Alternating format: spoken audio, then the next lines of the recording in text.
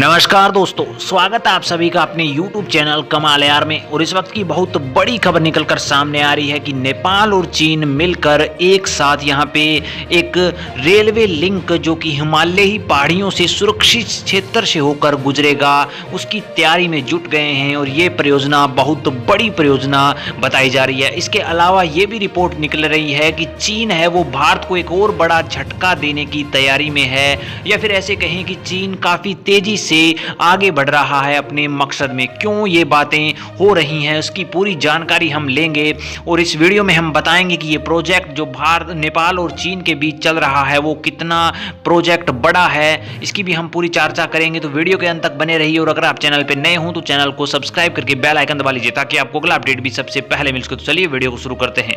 दोस्तों, सबसे पहले हम जान लेते हैं कि हिमालय में रेल चलाएगा चीन। उसमें रिपोर्ट के मुताबिक लगभग $8 अरब के इस चीनी प्रोजेक्ट की मदद से नेपाल की अर्थव्यवस्था को मजबूत करने की कोशिश की जा रही है, जो कहीं ना कहीं बहुत बड़ी बात भी है नेपाल के लिए कि नेपाल की अर्थव्यवस्था सुधरेगी। हालांकि पर्यावरण की दृष्टि से सुरक्षित क्षेत्र में बड़े पैमाने पर निर्माण के जरिए यहाँ पे चीनी कानूनों का खुलेआम उल्लंघन कर रहा है।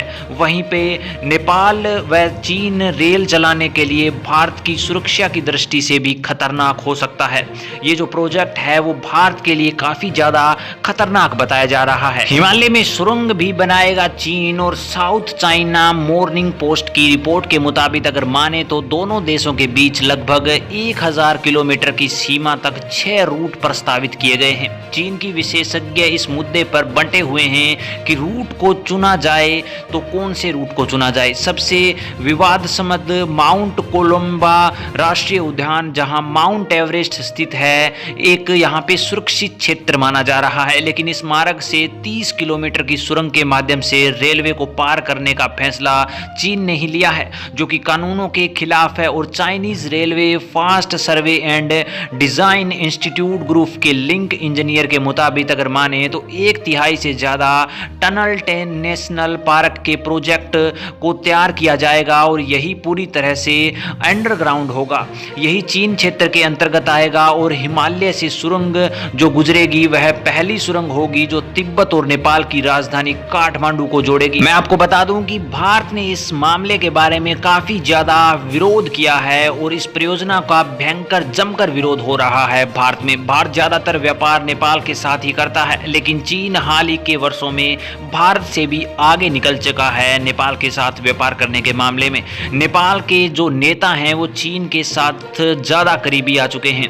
नेपाल चीन और भारत के बीच बफर जोन के रूप में भी कार्य कर रहा है और भारत और चीन के बीच सैन्य तनाव भी लगातार जारी है। पिछले साल गढ़वाल घाटी में भारत और चीन के सैनिकों के बीच हिंसक संघर्ष भी हुआ था, जो कि हम सब ने देखा था उस कंडीशन को, जिसमें कई भारतीय सैनिक शहीद हुए थे जबकि कई चीन के सैनिक भी यहाँ पे शहीद हुए थे।